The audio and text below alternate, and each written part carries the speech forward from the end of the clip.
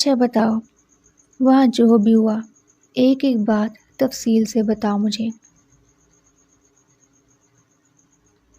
سید کا اس کے ساتھ سونا، اس پہ شدت سے محبت برسانا، ہادی کا اسے چھیڑنا، اس کے ذہن میں سب سے پہلے یہی سب کچھ آیا جب صوفیہ نے اس سے سوال کیا۔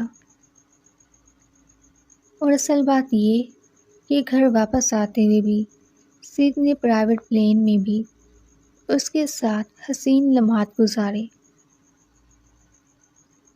وہ جانتی تھی کہ وہ پابند تھی، سید جب چاہے اس کے جسم بھی اپنا حق جتا سکتا تھا، لیکن ان کچھ دنوں میں ہی سید نے اس کے ساتھ اتنی بار سیکس کیا تھا کہ اب وہ گنتی بھی یاد نہیں رکھ پائی تھی۔ اس سے اپنی ویج پر جیسے ذرا سا زخم محسوس ہوا تھا جب وہ واپس گھر لوٹی۔ کم از کم اب تم خوش تو ہو اور سب کچھ معمول پہ آ گیا۔ اچھا، اب ذرا ٹاپک چینج کرتے ہیں۔ یہ بتاؤ کیسا محسوس کر رہی ہو؟ کوئی الٹی وغیرہ، زیادہ نیند آنا، کوئی تبدیلی یا پھر چکر آنا؟ صوفیہ کے سوالوں پہ وہ ہنس پڑی۔ ایسی کوئی بات نہیں ہے۔ عزا نے اپنے پیٹ پہ ہاتھ رکھا۔ اس کے ساتھ کھیلنے کی خواہش کے خیالات اس کے ذہن میں گردش کر رہے تھے کہ اگر وہ کبھی حاملہ ہو گئی، لیکن اس نے اسے جلدی سے مسترد کر دیا۔ اس بچے کے بارے میں اس طرح کے جذبات رکھنے کی کوشش کرنا کوئی معنی نہیں رکھتا جو اس کا نہیں ہونے والا تھا۔ ہیلو، اچانک اس کا فون بجا تو ان نون نمبر جگمگا رہا تھا۔ عزا نے کال یس کرتے فون کان سے لگایا۔ ہیلو، اس نے 2 بار ہیلو کہا لیکن دوسری طرف سے کوئی آواز نہ آئی۔ اسے حیرت ہوئی اور اس نے فون رکھ دیا۔ کون تھا؟ صوفیہ نے سوال کیا۔ بھوت کی کال تھی۔ عزا نے اسے وضاحت دی تو اٹھ کھڑی ہوئی۔ اچھا ٹھیک ہے، میں کام پہ جا رہی ہوں، باقی باتیں واپسی پہ۔ صوفیہ نے جیکٹ پہنتے کہا۔ اور مجھے آرام کی ضرورت ہے، عزا نے کہا۔ یہ آرام سفر کی وجہ سے ہے یا پھر آنے والے بیبی کی وجہ سے؟ صوفیہ نے اس سے شرارت سے کہا۔ یہ تھکان کی وجہ سے ہے، مجھے ایسا ہی فیل ہو رہا۔ وہ کچھ شرماتے ہوئے بولی۔ صوفیہ ہنستے ہوئے اسے بائے کہتے فلیٹ سے نکلی۔ صوفیہ کی جاب اسی ہسپتال میں لگی تھی جہاں عزا کی اینیمیشن کے لیے وہ گئے تھے۔ کیا آپ نے دیکھا ہے کہ کیا ہو رہا ہے؟ اس کی شفٹ کی کولیگ نے کہا۔ وہ اپنی شفٹ کے لیے جا رہی تھی کہ اس نے نوٹ کیا کہ کافی ڈاکٹرز اور نرسیں فرسٹ فلور کی طرف بھاگے جا رہے تھے۔ نہیں، مجھے نہیں پتا کیا ہو رہا ہے۔ صوفیہ نے کندھے اچکائے کہ وہ نہیں جانتی۔ یہاں کی بڑی ٹیچ کمپنی کے مالک 2 جڑواں بھائی، وہ ابھی یہاں پہنچے ہیں، بے حد حسین ہیں اور ارب پتی بھی، جانتی ہو نا ان کو؟ وہ ان بھائی کی تعریف کرتے بولی۔ ہاں جانتی ہوں، لیکن وہ یہاں کیا کر رہی ہیں؟ صوفیہ نے نسیں گھماتے ان کو ڈھونڈنے کی کوشش کرتے کہا۔ صوفیہ کو کچھ تشویش ہوئی کہ وہ بھائی یہاں کیوں تھے۔ کیا وہ بیمار تھے؟ اگر ایسا کچھ ہوتا تو عزا کو پتہ ہوتا اور وہ ضرور بتاتی، تو پھر ان کی ہسپتال آنے کی کیا وجہ تھی؟ وہ بھی دونوں بھائی ایک ساتھ؟ میں اصل میں نہیں جانتی، لیکن وہ بتایا گیا ہے وہ یہ کہ وہ دونوں اس ہسپتال کے مالک ہیں اور یہ ان کی ہے۔ اوپری منزل پہ کوئی کام کروا رہے ہیں ایسا بتایا گیا ہے، لیکن میں نے یہ افواہیں بھی سنی ہیں کہ ان کے اوپر کی منزل پہ کوئی خفیہ شخص موجود ہے۔ یہ بات مکمل طور پر ایک راز ہے، اس لیے ہمیں اس کے بارے میں بات بھی نہیں کرنی چاہیے۔ اس کی باتیں سن کر صوفیہ کو حیرت ہوئی۔ کسی خفیہ شخص سے تمہارا کیا مطلب ہے؟ صوفیہ نے سوال کیا۔ بالکل نہیں، اگر ان بھائیوں کا کوئی راز ہوتا تھا تو پھر انہیں میری بہن کی کیا ضرورت تھی کہ وہ ان کے لیے کوئی وارث لائے؟ صوفیہ نے دل ہی دل میں سوچا۔ صوفیہ، یہ بالکل ویسا ہی لگتا ہے جیسے کہ کوئی خفیہ شخص جو شریک حیات، گرل فرینڈ یا یہاں تک کہ ایک محبوب بھی ہو سکتا ہے۔ کچھ لوگ اس بارے میں قیاس آرائیاں کر رہے ہیں، لیکن کسی کو اس کا یقین نہیں ہے۔ کلیگ کے الفاظ نے اسے بالکل حیران کر دیا۔ اس سے پہلے کہ وہ مزید کچھ پوچھ پاتی، وہ اسے گمسم چھوڑتی وہاں سے مڑ کے چلی گئی۔ وہ آج آفس آئی تو اسے ڈیسک پہ کئی فائلز رکھی ہوئی ملی جو شاید اسی کے انتظار میں تھی۔ اتنا سارا کام دیکھ کے عزا کے چہرے پر ناگوار تاثرات چھائے۔ وہ منہ بناتے کرسی پہ بیٹھتے فائلز کو چیک کرنے لگی۔ اسی پل میمونہ، ان کی سینئر، آفس میں داخل ہوئی۔ ہیلو عزا، کیسا جا رہا ہے کام؟ وہ مسکراتے ہوئے مخاطب ہوئی۔ ہیلو مس میمونہ، سب ٹھیک ہے، عزا ہلکے سے مسکراتے بولی۔ اچھا، یہ ایک اور فائل ہے، اسے ذرا دیکھ لینا۔ وہ فائل اس کے سامنے ڈیسک پہ رکھتے ہوئے بولی اور روم سے باہر چلی گئی۔ جی ٹھیک ہے۔ وہ گہری سانس لیتے کرسی پہ بیٹھی۔ اس سے پہلے کہ وہ کام شروع کرتی، اسی پل ایک لڑکا آفس میں انٹر ہوا۔ ہیلو ہیلو، آپ؟ عزا نے سوالیہ نظروں سے اسے دیکھا۔ وہ ایکچولی میں انٹرویو کے لیے آیا تھا، شاید غلط کمرے میں آ گیا، وہ صفائی دیتے بولا۔ عزا نے سر ہلایا۔ آپ کافی پریشان لگ رہی ہیں، کام زیادہ ہے کیا؟ وہ مسکراتے ہوئے بولا۔ ہاں بس کچھ کام کا برڈن، وہ ہلکے سے مسکراتے بولی۔ اوکے، میں جاتا ہوں، آپ کام کریں، ویسے میرا نام عبیر ہے۔ وہ بولتے ہوئے روم سے باہر نکلا۔ عزا ہلکے سے مسکرائی، پر اگلے ہی لمحے اس کی مسکراہٹ غائب ہوئی۔ جب ایمان روم میں داخل ہوئی، اوہو، لگتا ہے ان دو بھائیوں کے علاوہ تیسرے مرد میں بھی دلچسپی لینے لگ گئی ہو تم۔ ایمان نے زہر کن لہجے میں کہا۔ کیا مطلب ہے تمہارا؟ عزا نے سپاٹ لہجے میں پوچھا۔ مطلب یہ کہ سب کو پتہ ہے کہ تمہیں یہ جاب کیسے ملی، اور مجھے یہ بھی پتہ ہے کہ ایگزام میں پاس ہونے کے لیے تم کلاس کے سیر کے ساتھ سونے اس کے گھر تک پہنچ گئی تھی۔ وہ عزا کو دیکھتے طنز سے بولی۔ اس کی بات سنتے عزا کا حلق خشک ہوا، اسے غصہ آنے لگا۔ اپنی بکواس بند کرو، ایسا کچھ نہیں ہے، سمجھی تم؟ عزا نے چیختے ہوئے کہا۔ اوہو، تمہارے چلانے سے سچ بدل نہیں جائے گا عزا، اس لیے یہ ڈرامے بند کرو۔ اور فرانس بھی تم کیوں گئی تھی وہ بھی پتہ ہے مجھے، پیسوں کے لیے کتنے گر گئی ہو تم۔ عزا اس کی باتیں سنتی آگ بگولا ہوتے اس پہ جھپٹی۔ ایسا کچھ بھی نہیں ہے، میں ان کے ساتھ صرف بزنس کی وجہ سے گئی تھی، ہمارے بیچ ایسا کچھ نہیں ہوا۔ وہ دونوں ایک دوسرے سے لڑنے میں مصروف تھی جب شور سن کے مس میمونہ بھاگتی ہوئی کمرے میں آئی اور ان دونوں کو چھڑایا۔ اگلے ہی پل دونوں بھائی بھی آفس میں آ چکے تھے اور وہ دونوں سر جھکائے کھڑی تھی۔ عزا کو بے حد شرمندگی تھی کہ اس نے کیسے ایسی حرکت کی تھی۔ بہت اچھے، دو سمجھدار لڑکیاں چھوٹے بچوں کی طرح آپس میں لڑائی کر رہی تھی۔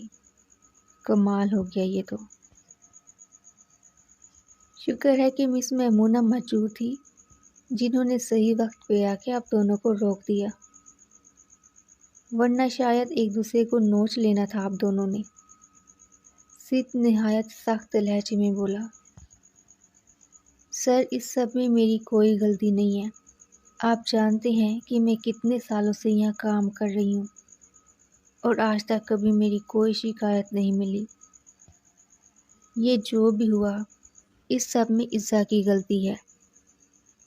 ایمان کو جھوٹ بولتا دیکھ عزا نے حیرت سے اس کی طرف دیکھا۔ جو بھی تھا، آپ دونوں کو اس غلطی کی وجہ سے ابھی اسی وقت سزا کے طور پر اس کمپنی سے نکالا جا سکتا ہے۔ شاید یہ بات نہیں جانتی آپ دونوں۔ سید نے سنجیدگی سے کہا، اس کے ایک ایک لفظ سے غصہ جھلک رہا تھا۔ کمپنی سے نکالے جانے کا سن کے عزا کو اپنے جسم سے جان نکلتی محسوس ہوئی۔ اگر ایسا ہوا تو مطلب سب کچھ ختم، اس سے سب کچھ واپس چھین لیں گے۔ اسے لگا وہ ابھی گر پڑے گی۔ اس نے سختی سے اپنے آنسوؤں کو بہنے سے روک رکھا تھا۔ سید کے اتنے سخت الفاظ سن کے عزا کا دل ٹوٹا تھا۔ اسے ایسی امید نہیں تھی کہ وہ ایسا کچھ کہے گا، جبکہ اس کی کوئی غلطی نہیں تھی۔ آپ کچھ کہنا چاہیں گی مس عزا؟ اس سب کے بارے میں کوئی صفائی دیں گی؟ اس بار ہادی نے پوچھا۔ اس کا لہجہ کچھ نرمی لیے ہوئے تھا، لیکن عزا کا جسم پوری طرح سن تھا۔ وہ کچھ بھی بولنے کی ہمت نہ کر پائی۔ سر یہ کیا بولے گی؟ جب غلطی ہی اس کی ہے تبھی تو چپ چاپ کھڑی ہے۔ ایمان نے اسے خاموش دیکھ کے مزید اس کے خلاف بولا۔ عزا چپ چاپ وہاں سے چلتی کمرے سے باہر نکل گئی۔ اسے لگا اگر مزید کچھ دیر وہاں رکتی تو شاید اس کا نروس بریک ڈاؤن ہو جاتا۔ وہ بلڈنگ سے باہر نکلی۔ سامنے کار اور ڈرائیور دیکھ وہ رکی۔ اگر سید کے ہائر کیے ہوئے گئے ڈرائیور کسی اور ٹیکسی وغیرہ میں جاتی تو معاملات شاید مزید خراب ہو جاتے۔ اس لیے وہ کار میں بیٹھ گئی اور اسے ایڈریس بتایا۔ اس سے پہلے کہ وہ کار ڈرائیو کرتا اسے کال آئی۔ یقیناً یہ ان بھائیوں میں سے کسی نے کال کی تھی جو اسے ہدایات دے رہے تھے۔ کال سن کے وہ ڈرائیونگ سٹارٹ کر چکا تھا۔ وہ کچھ ہی دیر میں پارک پہنچ چکے تھے۔ وہ کار سے نکلتی جا کے درخت کے کنارے رکھی کرسی پہ بیٹھ گئی۔ وہ کچھ دیر سکون سے بیٹھنا چاہتی تھی۔ اس کا دل بہت اداس تھا۔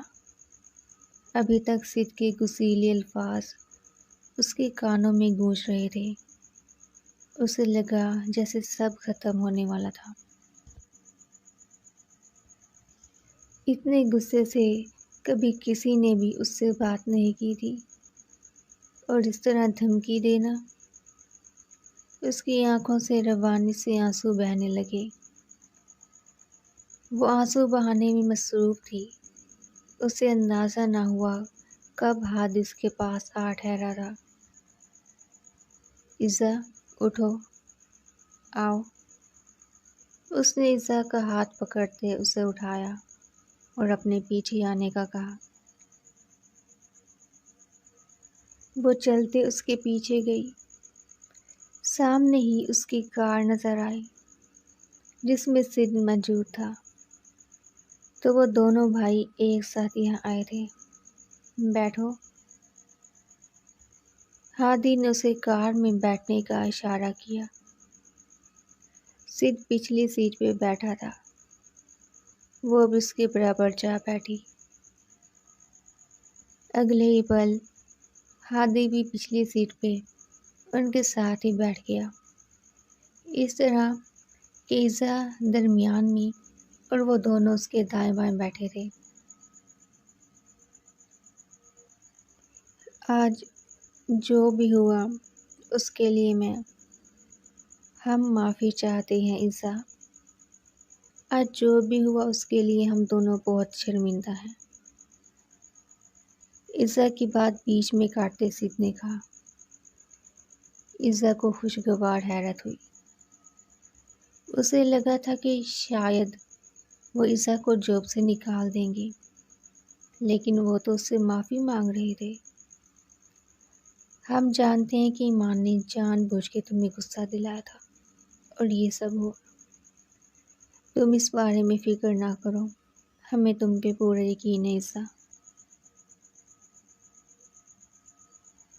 ہادی نے اس کے بالوں میں انگلیاں گھماتے محبت سے کہا۔ اس کا چہرہ سرخ ہوا۔ ہادی کے اتنے قریب ہونے پہ وہ اس کے اتنے قریب تھا کہ بولتے ہوئے اس کی گرم سانسوں کی تپش ایزا کو اپنی گردن پہ محسوس ہو رہی تھی۔ وہ بس سر ہلا کے رہ گئی۔ ایک نظر سید کو دیکھا تو وہ ہلکے سے مسکرایا اور اس کا سر اپنے شانے پہ ٹکا دیا۔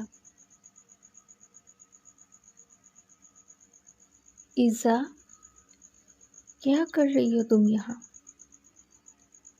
ایزا جیسے ہی فلیٹ میں داخل ہوئی، صوفیہ نے حیرت سے کہا، میرا فی الحال کوئی بات کرنے کا موڈ نہیں ہے۔ وہ منہ بسوڑتے اپنے کمرے میں چلی گئی۔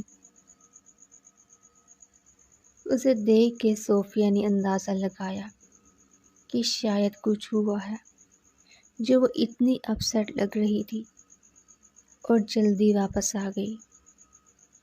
مجھے کچھ بتانا تھا تمہیں، وہ اس کے پیچھے جاتے ہوئے بولی۔ صوفیہ نے سوچا کہ اسے جو کچھ پتہ چلا وہ اس بارے میں ایزا کو بتا دے تاکہ وہ ان سب سے انجان نہ رہے۔ صوفیہ پلیز، میرا دن بہت برا گزرا، مجھ سے ابھی کوئی بات مت کرو، ایزا نے اداسی سے کہا۔ پر کیا ہوا؟ وہ اس کے برابر بیٹھتے بولی۔ ایمان سے لڑائی ہو گئی اور جاب جاتے جاتے بچ گئی بس، ایزا نے دکھ سے کہا۔ کیا؟ یہ سب کیسے؟ اور ان بھائیوں نے کیا کہا؟ صوفیہ نے حیرت سے پوچھا۔ ایمان نے سارا الزام مجھ پہ لگا دیا اور سید نے بہت غصے سے بات کی مجھ سے، لیکن ہادی نے پوچھا تھا کہ کیا میں کچھ کہنا چاہتی ہوں اپنی صفائی میں،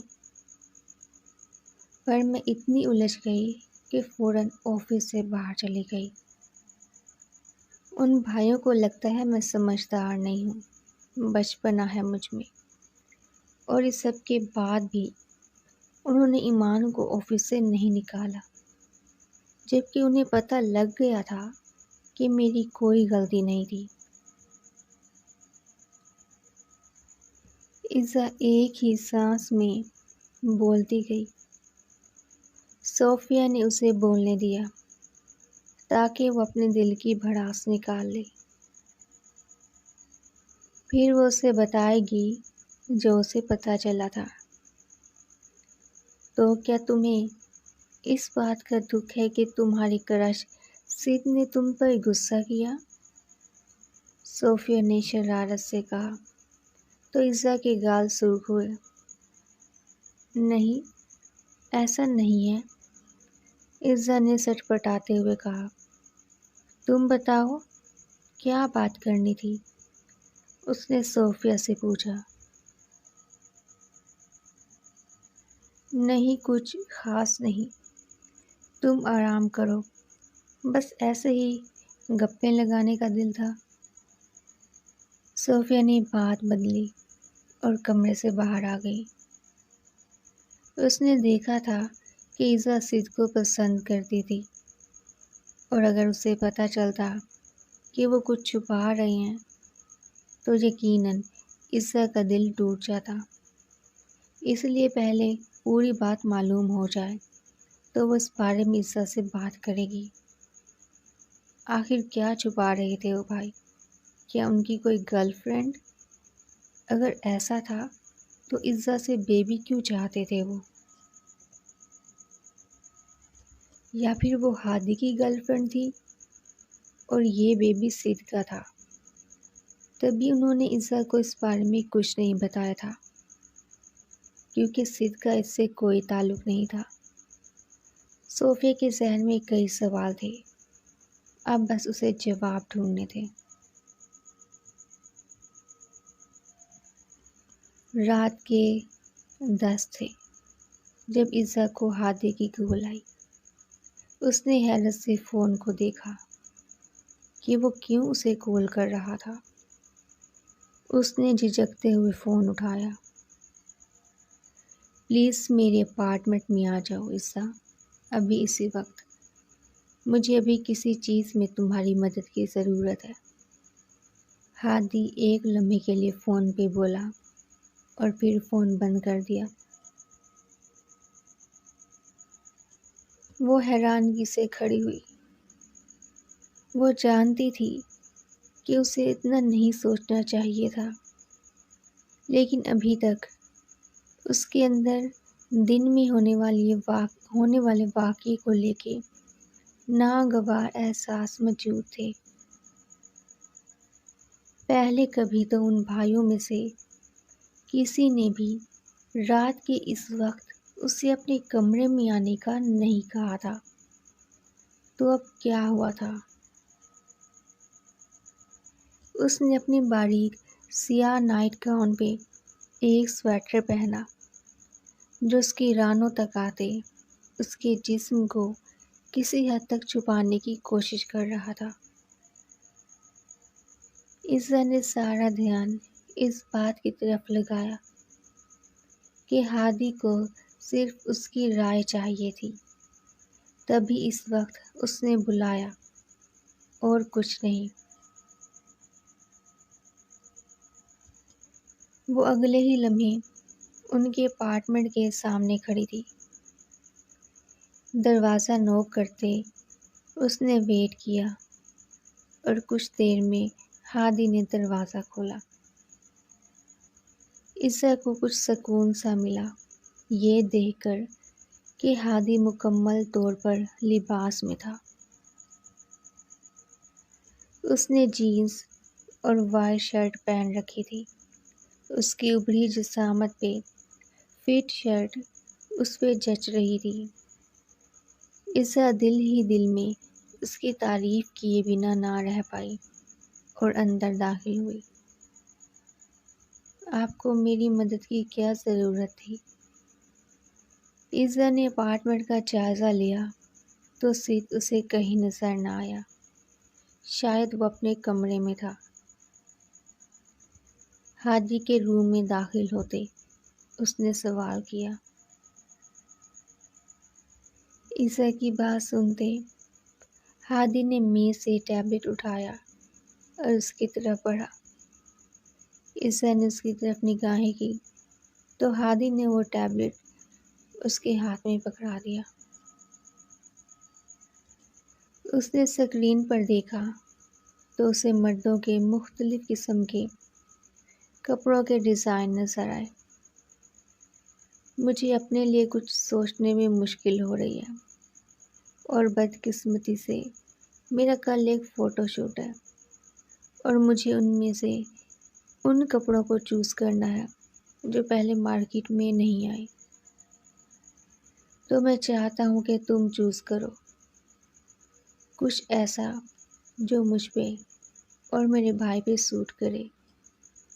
وہ پلٹنے سے پہلے بولا۔ عزا نے اپنا نچلا ہونٹ دانتوں تلے دبایا۔ اس نے ہادی کی طرف دیکھا جس کے لب ہولے سے مسکرا رہے تھے۔ وہ ارب پتی تھے اور برینڈ ہی پہنتے تھے، اور یہ مسیح کا خیز تھا کہ وہ عزت سے اپنے فوٹو شوٹ میں پہننے کے لیے ایک سوٹ چوز کرنے کو کہے، جبکہ ان کا اپنا پرسنل اسٹائلسٹ تھا۔ عزت مسکرائی کیونکہ وہ جانتی تھی کہ ہادی کچھ کرنے والا تھا، اور ہادی بھی یہ بات جانتا تھا کہ عزت کو معلوم ہے کہ وہ کچھ کرنے والا ہے، کیونکہ اس کی آنکھیں شرارت سے چمک رہی تھی جب وہ عزت کو دیکھتا تھا۔ اس نے سر ہلایا اور سکرول کرتے سوٹ دیکھنے لگی تاکہ کوئی چوز کر سکے۔ اس کا دھیان ٹیبلٹ پہ تھا، اس لیے عیسیٰ نے نوٹ نہیں کیا کہ ہادی اس کے آگے سے چلتے اب سیدھے اس کے پیچھے کھڑا تھا۔ اس نے ہادی کو اپنی گردن کے قریب محسوس کیا اور اس کی سانسوں میں تناؤ بڑھ گیا۔ وہ اس کے پیچھے کھڑا تھا، اس کی دلکش مہک عیسیٰ پہ چھا رہی تھی۔ عیسیٰ نے سختی سے اپنی آنکھیں میچ لی اور اس نے نازک طریقے سے اپنی ناک کو عیسیٰ کی گردن کے اوپر اور نیچے دوڑایا۔ عیسیٰ کو اپنے سینے میں ٹیسیں اٹھتی محسوس ہوئی۔ اس نے ایک سرد آہ بھری۔ تم نے ابھی تک کوئی فیصلہ نہیں کیا؟ عیسیٰ نے اپنے کان میں اس کی سرگوشی سن کر اچانک آنکھیں کھولی اور ان لباسوں کی طرف متوجہ ہوئی جو اسے کل ہادی کے فوٹو شوٹ کے لیے منتخب کرنے تھے۔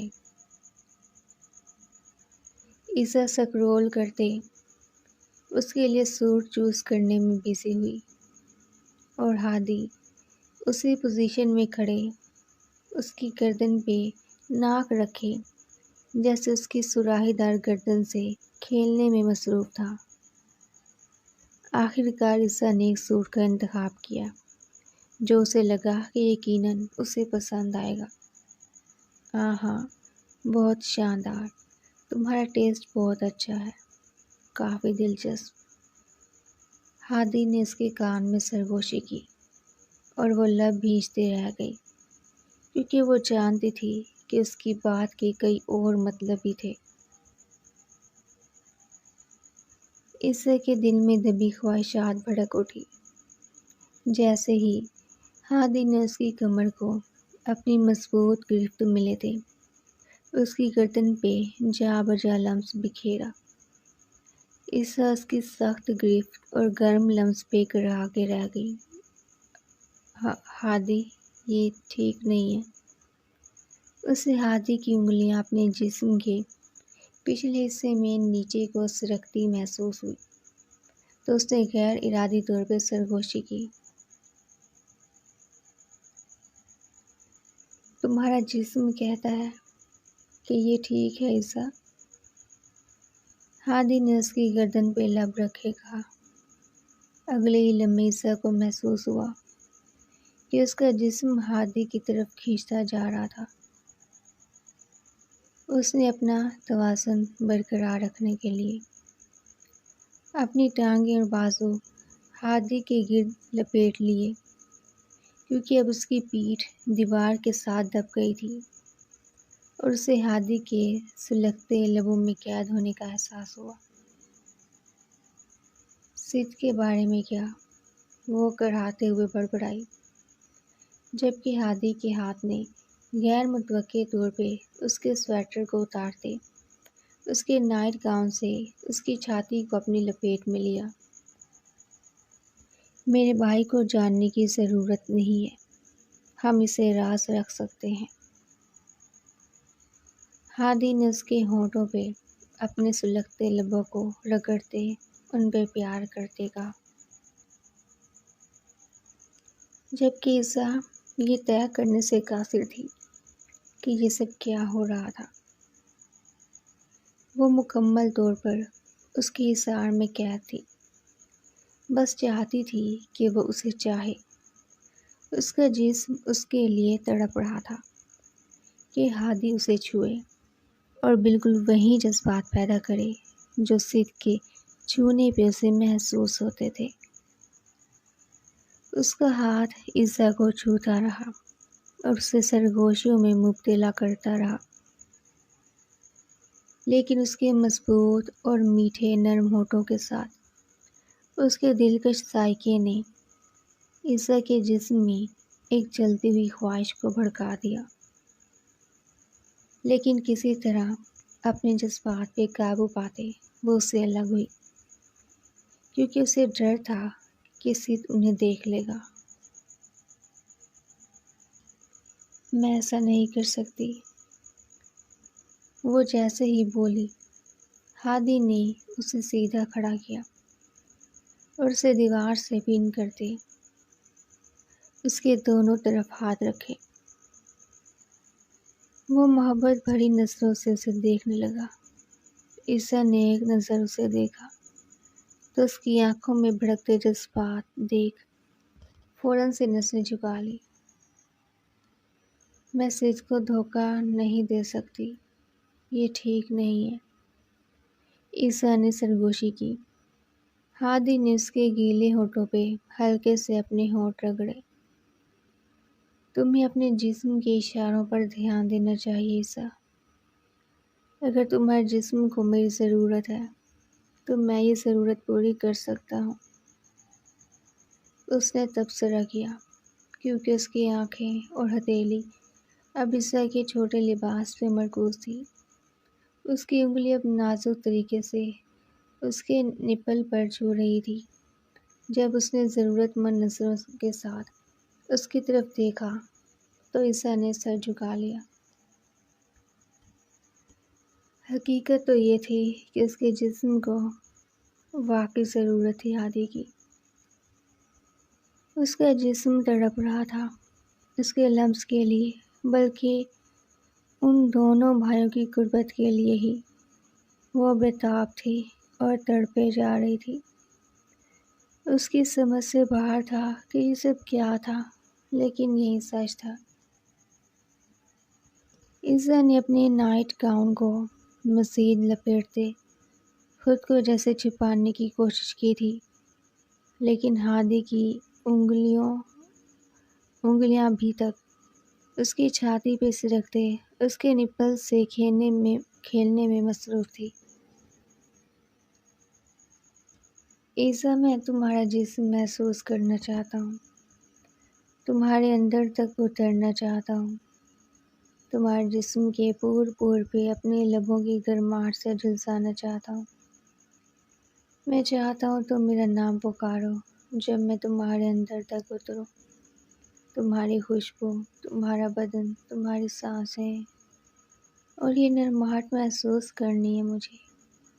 پلیز عزا، اتنی ظالم مت بنو، ہاں کہہ دو، مجھے اجازت دو تم میں جذب ہونے کی۔ وہ اس کی آنکھوں میں دیکھتے اسے بہکا رہا تھا اور وہ اس کی سانسوں کی گرمائش میں جھلستی بہک رہی تھی۔ میں سید کو دھوکہ نہیں دے سکتی، عزا نے آنکھیں میچی، کیونکہ وہ اس کی آنکھوں میں دیکھتے مدہوش ہوئے جا رہی تھی۔ اور اگر میں تمہارا یہ کام آسان کر دوں تو؟ ہادی کے جواب پہ عزا، جو اسے الگ ہوتے ہوئے پلٹنے لگی تھی، واپس اس کی طرف دیکھا۔ اس کے لبوں پہ معنی خیز مسکراہٹ تھی۔ ہیلو عزا، سید نے پیچھے سے عزا کے کان میں سرگوشی کی اور اسے مکمل طور پر حیرت میں ڈال دیا جب اس کی آنکھیں ہادی کی شرارت کو دیکھتے ہوئے پھیل گئی۔ عزا کو پہلے ہی احساس ہو رہا تھا کہ اس نے جو ہادی کو خود کو چھونے کی اجازت دے کر خطرہ مول لیا تھا، لیکن اب اس طرح سید کا وہاں آ جانا اسے مکمل طور پر بوکھلا چکا تھا۔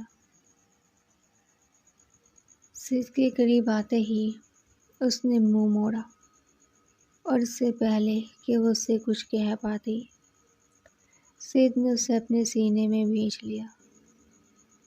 اس کی ہونٹوں پہ لمس چھوڑا، جبکہ وہ اپنی کمر پہ موجود اس کی سخت گرپ کو ہٹانے کی کوشش کرتی رہ گئی۔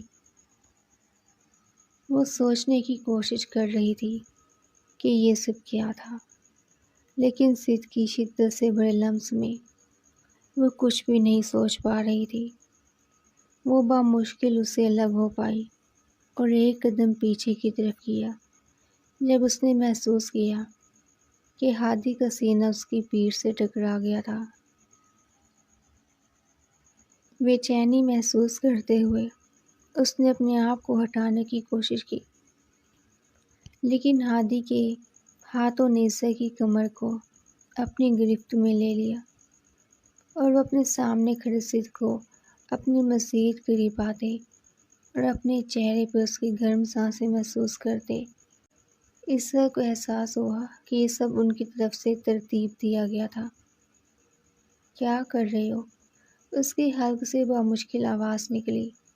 اس کا دل بے تحاشا دھڑکا تھا۔ اسے اپنے جسم میں چنگاریاں اٹھتی محسوس ہونے لگی۔ ان دونوں بھائیوں کا لمس ایک ساتھ محسوس کرتے اس کا دل پھڑپڑاتے باہر نکلنے کو مچلنے لگا۔ کچھ نہیں لٹل ون، کہ تمہارا جسم ہم دونوں کے لمس کے لیے نہیں ترس رہا؟ سید کی سرگوشی اسے اپنے کان میں سنائی دی اور اسے لگا کہ شاید اب اس کی جان نکل جائے گی۔